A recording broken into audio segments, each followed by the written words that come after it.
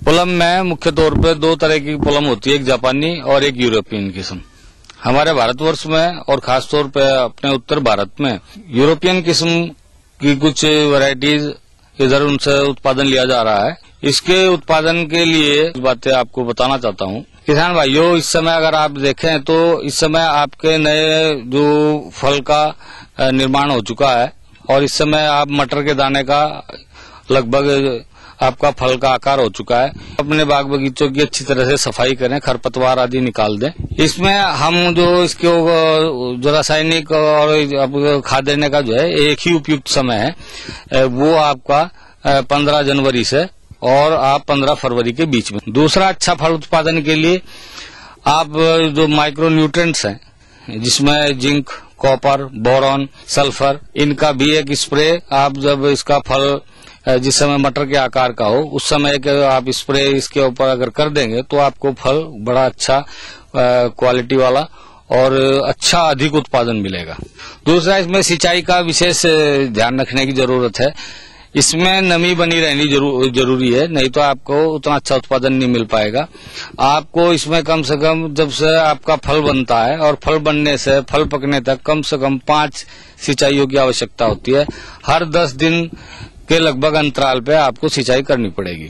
अगर सिंचाई की कमी रहेगी तो आपका फल जो है गिरना शुरू हो जाएगा, वो आपको नुकसान होगा। इसलिए आप सिंचाई का विशेष रूप से ध्यान दें। इसमें अगर कहीं पे इसके कोई आपको किसी तरह का आपको ये लगता है कि कहीं इसके गोंद निकल रहा है, खास तौर पे इसमें गमोसिस होता है इसके तने में, तो वो भी एक फफूंदी के आक्रमण की वजह से होता है। तो उसके ऊपर आप बेरोडो पेस्ट यानी चूना और कॉपर सल्फेट नीला थोथा, इन दोनों का मिश्रण बना के इसके तने के ऊपर लेप कर देते हैं ताकि इसमें वो बीमारी आगे न बढ़ा। नहीं तो उसके कारण से कई बार पूरे बड़े पेड़ भी सूख जाते हैं। किसान भाइयों, वैसे तो इस फल के पेड़ पर कोई विशेष कीड़े का आक्रमण नहीं होता, लेकिन फिर भी कई बार पत्ती खाने वाली एक छोटी सुंडी, उसका असर हो जाता है। एक इसके अंदर तने में छेद करने वाला एक कीड़ा होता है। ये दो मुख्य रूप से कीड़े हैं जो इसके ऊपर आक्रमण करते हैं। इनकी रोकथाम के लिए आप तनों की और उनकी सफाई पर ध्यान दें। इसके अलावा आप स्प्रे कर सकते हैं, इसमें कुनाल फोस का आप स्प्रे कर सकते हैं उसकी रोकथाम के लिए। इसमें जो फल का तुड़ाई होती है वो आमतौर पे 25 अप्रैल से 15-20 मई के आसपास तक इसकी तुड़ाई होती है। उसके बाद फल की तुड़ाई के बाद जो शाखाएं सूख जाती हैं या कुछ टूटी हुई शाखाएं हैं, उनको आप काट कर अलग निकाल दें। उसके बाद आप इसमें जुताई जो है इसमें हमेशा हल्की करनी चाहिए। इसकी जड़ें उछली होती हैं, इसलिए इसकी जुताई जो है हैरो से अधिक गहरी बिल्कुल ना करें। टेलर से भी आप ये ध्यान रखें कि इसकी जड़ों को नुकसान ना पहुंचे, नहीं तो इसमें कई तरीके की फंगस इसकी जड़ों और इसके तने में आ जाती है, जिससे इसको काफी नुकसान होता है। और इन सब बातों का ध्यान रखते हुए अगर आप काम करेंगे तो निश्चित रूप से आपकी आय भी जरूर बढ़ेगी और अच्छा आपको उत्पादन मिलेगा। अन्नदाता कार्यक्रम में समय हो चला है एक ब्रेक का।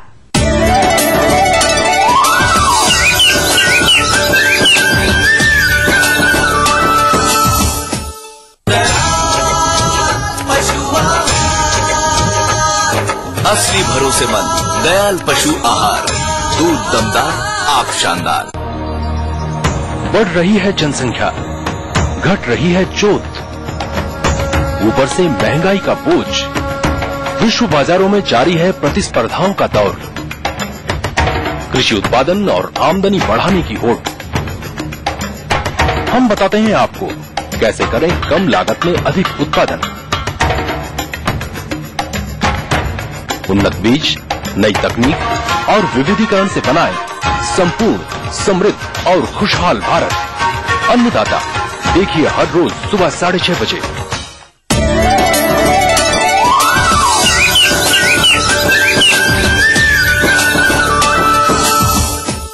ब्रेक के बाद हम फिर हाजिर हैं अन्नदाता कार्यक्रम में आपके साथ।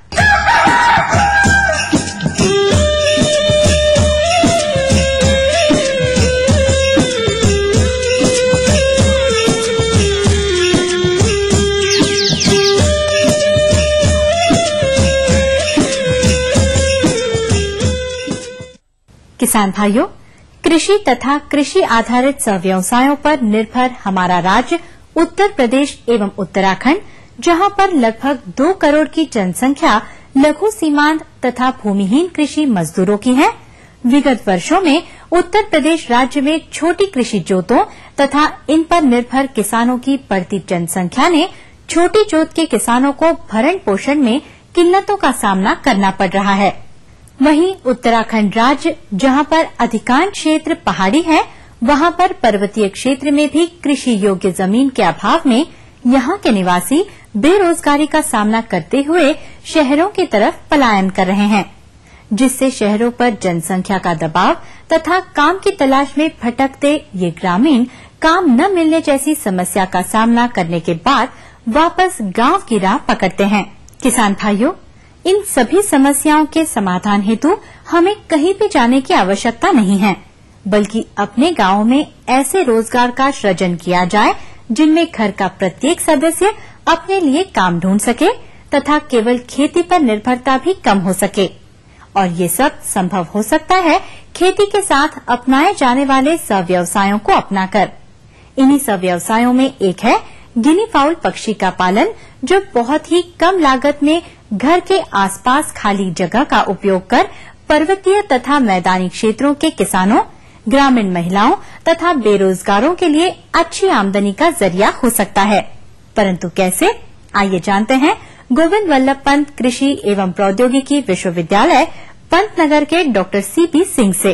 गिनी फाउल की ये आप जैसे देख रहे हैं तो ये 2 प्रजाति इसमें ये यहाँ डेमोस्ट्रेट की गई है या प्रदर्शित की गई है। तो इसमें एक ये प्रजाति इधर की जो इसको हम पाउल बोलते हैं, दूसरी ये लेवेंडर के नाम से जानी जाती है। और दोनों प्रजाति ये जो है बैकयार्ड मुर्गी पालन के लिए बहुत अच्छी प्रजाति है। खासकर जैसे हम मुर्गी पालन, वो बैकयार्ड मुर्गी पालन में मुर्गी की कोई प्रजाति हम अपनाते हैं, कभी कभी उनमें वायरस या बैक्टीरियल बीमारी आने की वजह से वो व्यवसाय घातक हो जाता है।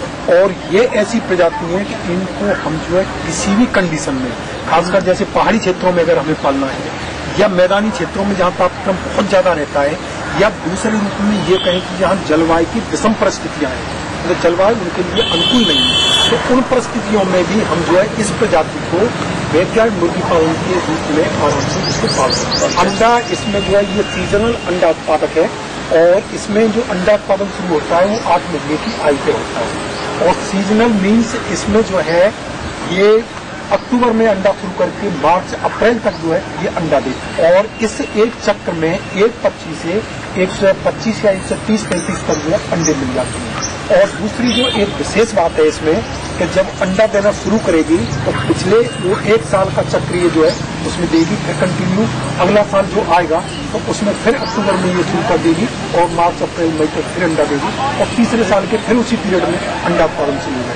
तो एक पक्षी से हम 3 साल के उसमें जो चक्र है उसका अंडे देने का, जो सीजनल प्रोड्यूसर इसको बोलते हैं हम जो है, तो 350-400 तक हम जो है उस पक्षी से अंडा ले सकते हैं। उम्र इसकी उसमें 8 महीने की आयु पे इसमें अंडा उत्पादन शुरू हो जाता है, और 3 साल तक आप जो है सितंबर अक्टूबर से लेकर के मार्च अप्रैल तक वो पीरियड रहता है, उसमें 3 साल तक कंटिन्यू अंडा ले सकते हैं। उसके बाद में जैसे पक्षी अनइकोनॉमिक हो जाता है तो उससे कभी अंडा मिला कभी नहीं मिला उसमें जो, तो आर्थिक दृष्टि से वो लाभकारी नहीं होता, तो उसको कल्ट करके या निष्कलित करके जो बेच दिया जाता है उससे जो पैसा मिलता है वो ले लिया जाता है। एक जोड़ा इसमें अगर वयस्क पक्षी का आप लेते हैं तो इसमें वयस्क पक्षी का यहाँ जो है शायद जो विश्वविद्यालय की जो दर निर्धारित की गई है किसानों को उपलब्ध कराने के लिए, वो 90 या 92 रुपया प्रति केजी जो शारीरिक भार है बॉडी वेट के हिसाब से विक्रय की जाती है। और दूसरा जो है इसमें जो विशेष बात एक और ये भी है कि इसमें किसी भी बीमारी के टीकाकरण की आवश्यकता नहीं होती है। कोई भी रानीखेत, गम्बोरोज, फाउल पॉक्स, किसी भी बीमारी के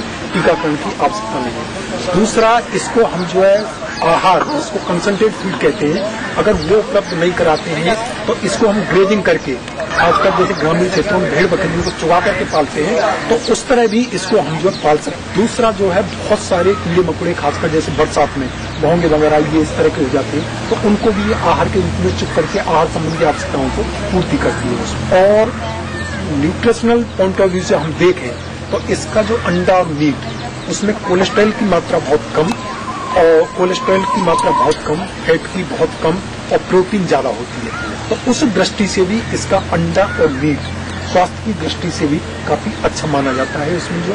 तो मुर्गी पालन की तुलना में खासकर जब हम बैकयार्ड के रूप में मुर्गी को अपनाते हैं तो ये एक बहुत अच्छा विकल्प हो सकता है। और ग्रामीण क्षेत्रों में खासकर जो गरीबी रेखा से नीचे रहने वाले परिवार हैं तो इसको जो है वो बैकयार्ड मुर्गी के रूप में चुन सकते हैं इसमें।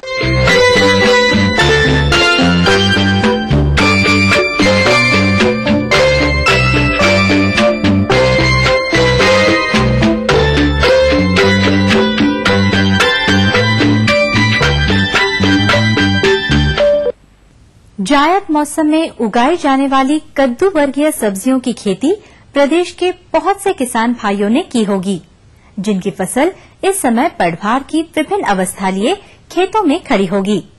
क्योंकि इस फसल में लाल भृंग कीट का प्रकोप अधिक होता है, जो पत्तियों को खाकर छलनी कर देता है, जिससे फसल अपना भोजन नहीं बना पाती।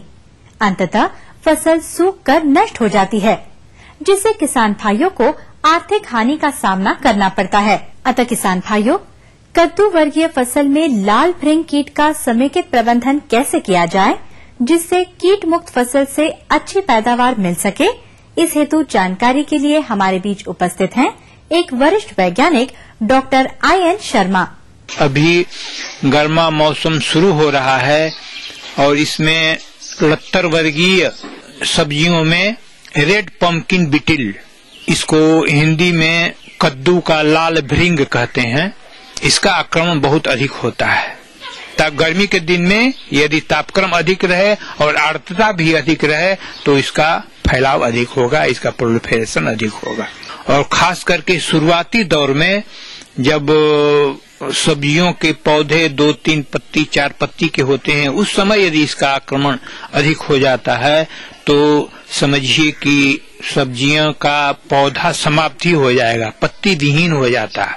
पहले इसका जो एडल्ट है, जो प्रौढ़ कीट है, लाल रंग का थोड़ा सा लंबाई लिए हुए रहता है, दिन में एक्टिव रहता है और सुबह में वह स्लगिश रहता है, बहुत ही शिथिल रहता है, पत्तियों पर बैठा रहता है, कुतर कुतर करके पत्तियों को खाता है।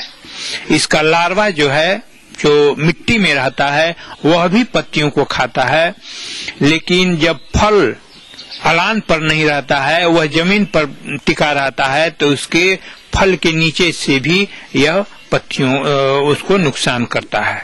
तो इसके नियंत्रण के लिए समेकित कीट प्रबंधन की विभिन्न विधियों को अपनाना बहुत ही आवश्यक है। सबसे पहले इसका जो लार्वा रहता है वो जमीन के अंदर रहता है, तो मिट्टी पलटने वाले हल से गर्मी में एक बार इसकी जुताई खेत की कर दी जाए, तो इससे इसके लार्वा जो इमेच्योर स्टेज के रूप में छिपे रहते हैं, एडल्ट बनते हैं बाद में, वो समाप्त हो जाएंगे। सूर्य की रोशनी गर्मी से समाप्त होंगे या कीटभक्षी चिड़ियों द्वारा खा लिए जाएंगे।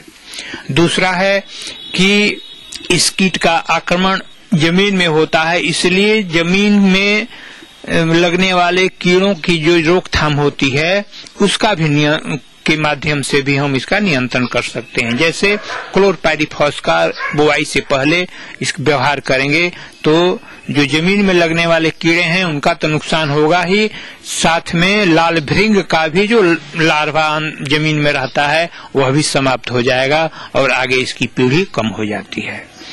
तीसरा है कि यदि इसका आक्रमण हो छोटे 2-4 पत्तियों वाले पौधे पर, तो आप देखते रहिए और अर्ली इन दी मॉर्निंग 5-6 बजे जो सुबह होता है ये उसके ऊपर बैठा रहता है। यदि उसको झाड़ करके गिरा दिया जाए तो वह गिर करके वहीं बैठा रह जाता है, उड़ता नहीं है।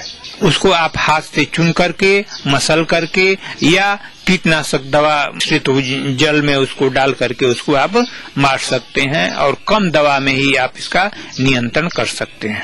उसके बाद यदि लगे कि आपको आर्थिक क्षति कगार से ऊपर इसका पॉपुलेशन, इसकी जनसंख्या हो गई, अब हमारा फसल नुकसान होगा, तब आपको कीटनाशक दवाओं का प्रयोग करना आवश्यक होगा। और उसके लिए माइल्ड इंसेक्टिसाइड्स जो है, कार्बारिल है, तो उसका 2 ग्राम प्रति लीटर पानी में घोल करके आप छिड़काव कर देंगे तो उससे आप इससे नियंत्रण हो जाएगा। वैसे किरासन तेल मिश्रित राख का भी छिड़काव करने से, भुरकाव करने से रिपेलेंट और एंटीफिडेंट रूप में वह काम करता है, और उससे क्या होता है कि आपकी फसल बच जाती है और उससे आपको अधिक से अधिक लाभ मिलेगा। अन्नदाता कार्यक्रम में समय हो चला है एक और ब्रेक का।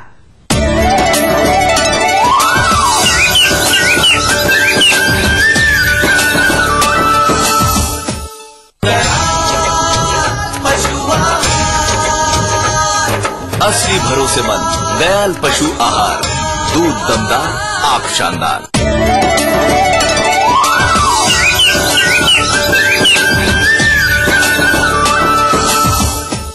ब्रेक के बाद हम फिर हाजिर हैं अन्नदाता कार्यक्रम में आपके साथ।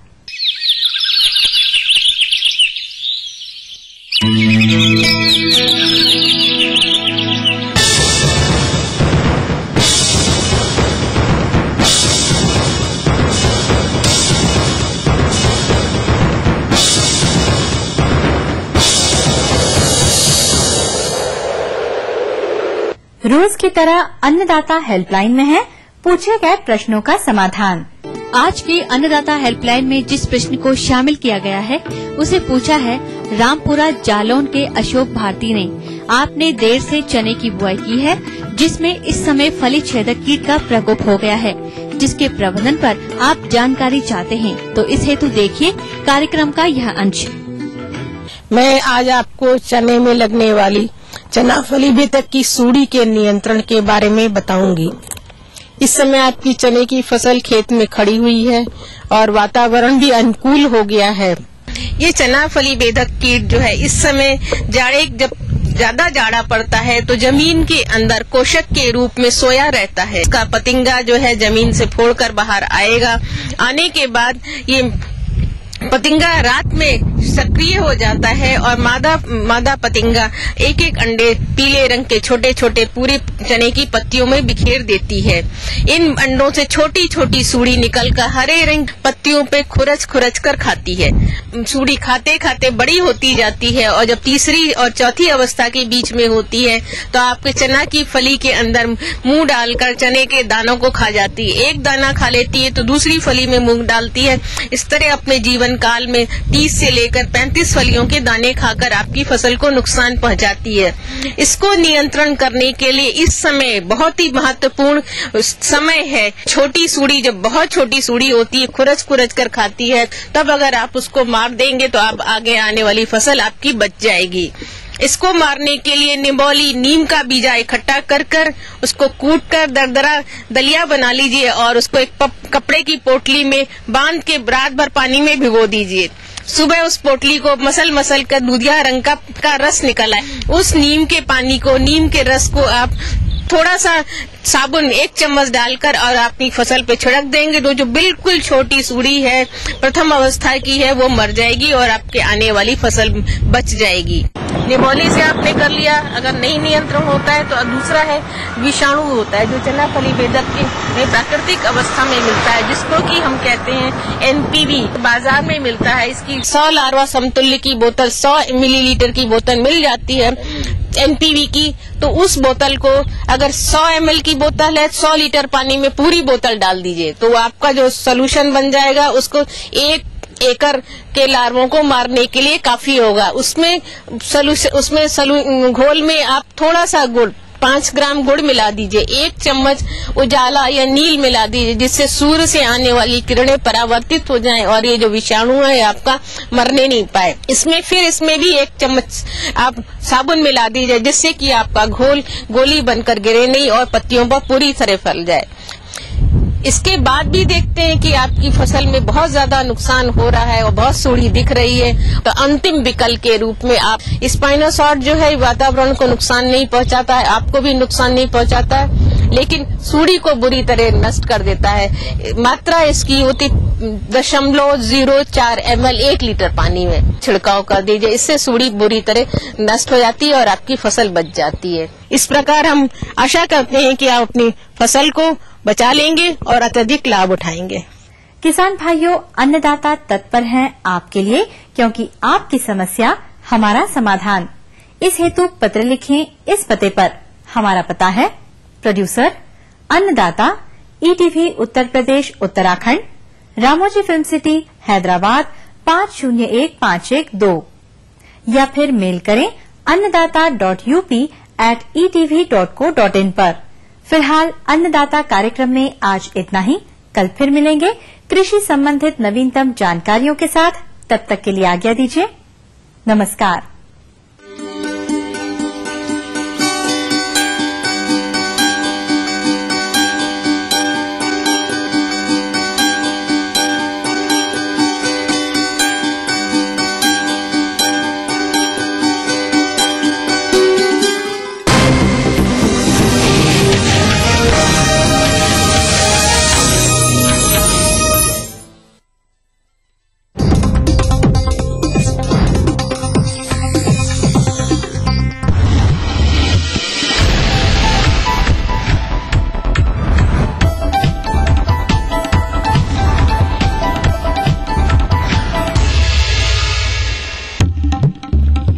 वित्त मंत्री पी चिदम्बरम आज लखनऊ में करेंगे 300 नई बैंकों का उद्घाटन। मुख्यमंत्री अखिलेश यादव भी कार्यक्रम में रहेंगे मौजूद। एक के बाद एक हत्याओं से थर्राया यूपी। सुल्तानपुर में प्रधान पति की हत्या, उन्नाव में पूर्व प्रधान ने पत्नी और बच्चे को उतारा मौत के घाट। अलीगढ़ में अनियंत्रित कार ने 3 लोगों को रौंदा। गुस्साई भीड़ ने कार को किया आग के हवाले, 4 लोग गिरफ्तार।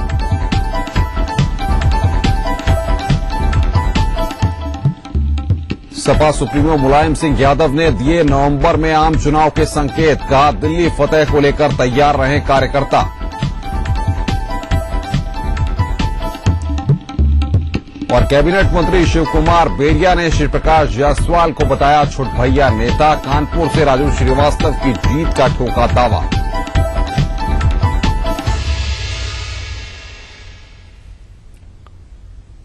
नमस्कार, मैं हूं अनुपम मिश्रा अपना यूपी के इस वक्त के बुलेटिन के साथ। सबसे पहले बात कर रहे हैं चिदम्बरम के दौरे की। केंद्रीय वित्त मंत्री पी चिदम्बरम आज उत्तर प्रदेश की राजधानी लखनऊ में 300 नई बैंक शाखाओं का उद्घाटन करेंगे। नई बैंक शाखाओं के उद्घाटन अवसर पर उत्तर प्रदेश के मुख्यमंत्री अखिलेश यादव भी मौजूद रहेंगे। दरअसल अखिलेश ने इस साल 15 जनवरी को भारतीय रिजर्व बैंक के गवर्नर डी सुब्बाराव से मुलाकात के दौरान उत्तर प्रदेश की जनसंख्या के लिहाज से राज्य में 3000 नई बैंक शाखाएं खोलने की गुजारिश की थी। इसके बाद आरबीआई और उत्तर प्रदेश सरकार ने नई बैंक शाखाओं को शुरू करने के लिए 31 मार्च 2014 की समय सीमा तय की। फिलहाल केंद्रीय वित्त मंत्री पी चिदम्बरम आज 300 शाखाओं का उद्घाटन कर उत्तर प्रदेश में नई बैंक शाखाओं के उद्घाटन का सिलसिला शुरू करेंगे। इन नई बैंक शाखाओं में से 80% शाखाएं ग्रामीण इलाकों में खोली जाएंगी।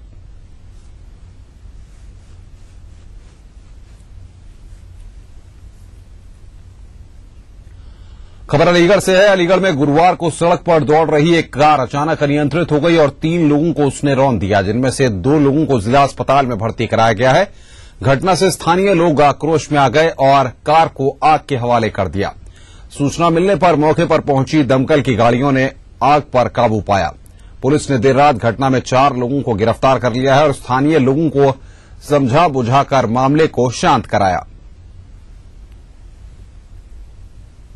गाड़ी एक्सीडेंट करके आई थी और कुछ लोगों ने इस गाड़ी को पीछा किया था और यहाँ पे बताते हैं उसमें आग लगा दी गई। अब शेष क्या विवरण है, अभी विवरण इसका नहीं पता चला है, जानकारी की जाएगी और कार्रवाई होगी। सुल्तानपुर में गुरुवार की रात कोतवाली देहात थाना क्षेत्र के सराय अचल गांव के प्रधानपति और सपा नेता घनश्याम यादव की कुल्हाड़ी से काटकर हत्या कर दी गई। बुरी तरह जख्मी प्रधानपति को आनन फानन में जिला अस्पताल लाया गया, जहां उसकी मौत हो गई। वारदात की खबर पर लंबुआ विधायक संतोष पांडे, जिला पंचायत अध्यक्ष पृथ्वीपाल, सपा जिला अध्यक्ष रघुवीर यादव समेत सैकड़ों प्रधान समर्थक अस्पताल पहुंच गए। प्रधानपति की मौत पर समर्थकों ने आपा खो दिया और उन्होंने इमरजेंसी में जमकर तोड़फोड़ की। लोगों के गुस्से के आगे पुलिस मूकदर्शक बनी तमाशा देखती रही।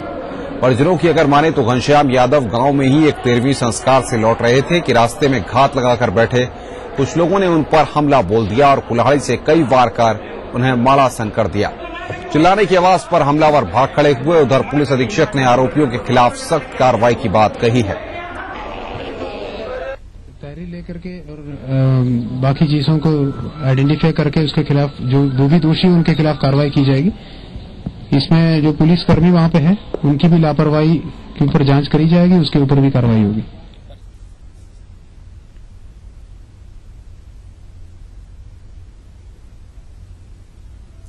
उधर प्रधानमंत्री की हत्या के बाद सुल्तानपुर जिला अस्पताल में समर्थकों द्वारा की गई जबरदस्त तोड़फोड़ और फैली अराजकता से न केवल डॉक्टर भाग खड़े हुए बल्कि मरीज भी सहम गए। कई तीमारदार तो ऐसे रहे जो अपने मरीजों को लेकर भाग खड़े हुए।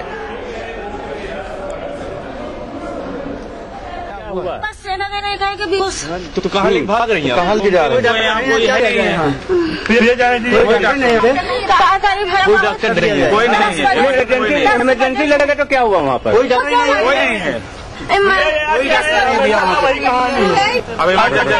आप लोग बातचीत करने के लिए सुल्तानपुर से हमारे संवाददाता अलीम शेख हमारे साथ जुड़े हुए हैं। अलीम, इस पूरे मसले में पुलिस ने फिलहाल अभी तक क्या कुछ कार्रवाई की है? हम बताते हैं, पुलिस ने अभी तक कोई कार्रवाई नहीं की है, लगी हुई है, प्रयास कर रही है, हमलावरों की तलाश जारी है। लेकिन कुल मिला के अनुपम आपको बता दें कि पुलिस का रवैया ठीक नहीं है।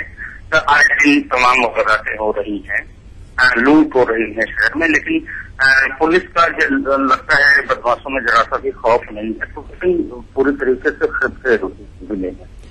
जानना चाहेंगे अलीम, जिस तरह से प्रधानमंत्री की बेरहमी से हत्या की गई है, ऐसे में किन किन बिंदुओं पर फिलहाल पुलिस की टीम जांच कर रही है? क्या कुछ शुरुआती तौर पर निकलकर सामने आता दिख रहा है इस पूरे मामले में?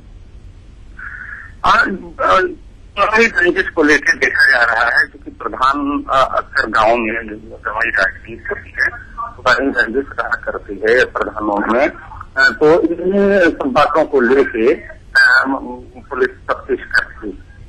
बहुत बहुत शुक्रिया अलीम शेख बातचीत करने के लिए। अलीम शेख हमारे संवाददाता हमें बता रहे थे कि अभी पुलिस की तरफ से कोई भी कारगर पहल इस पूरे मसले को लेकर नहीं की गई है।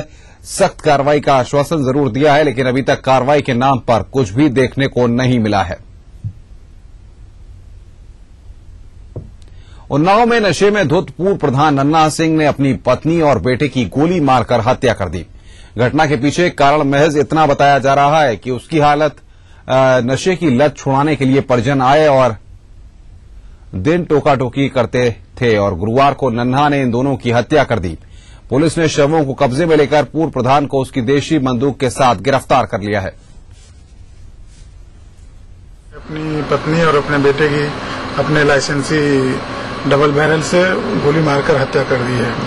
मौके पर पुलिस पहुंची और मौके पर डेड बॉडी वगैरह को जो है पंचायतनामे के लिए भेजा गया तथा साथ ही साथ अन्य वैधानिक कार्रवाई एफआईआर पंजीकरण की कार्रवाई हुई और जो संदिग्ध थे जिन पे शंका थी कि उन्होंने गोली मारी है उनको हिरासत में लेकर उनसे पूछताछ की जा रही है। यहां रुक रहे हैं एक ब्रेक के लिए, लेकिन ब्रेक में जाने से पहले देख ले रहे हैं उत्तर प्रदेश की कुछ और खबरें, मगर संक्षेप में। बहराइच के चिलवरिया बाजार के ग्राम प्रधान पर जानलेवा हमले के विरोध में गुरुवार को सैकड़ों लोगों ने कोतवाली देहात का घेराव किया और हमलावरों पर कार्रवाई की मांग की। रायबरेली के लालगंज थाना क्षेत्र के रघुनाथगंज गांव में आकाशीय बिजली गिरने से एक महिला की मौत हो गई। क्षेत्रीय विधायक और जिले के प्रशासनिक अधिकारियों ने मौके पर पहुंचकर पीड़ित परिवार को ढाढ़स बंधाया और आर्थिक मदद दी।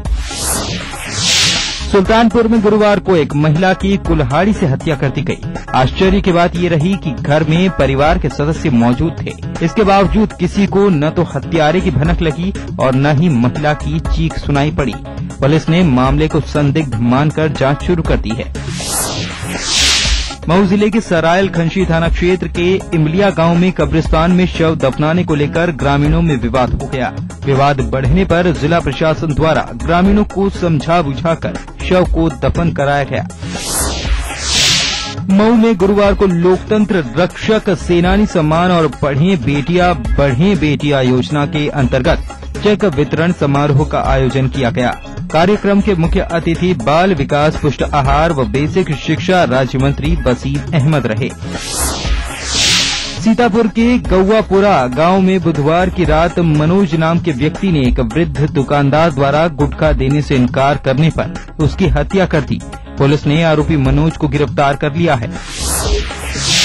सीतापुर में पुलिस ने ट्रैक्टर लूट की घटनाओं को अंजाम देने वाले एक गिरोह का पर्दाफाश किया और गिरोह के आधा दर्जन सदस्यों को गिरफ्तार कर उनके कब्जे से देसी असलहे और कारतूस बरामद किए। इतना ही नहीं, उनकी निशानदेही पर लूटे गए 3 ट्रैक्टर भी बरामद कर लिए गए।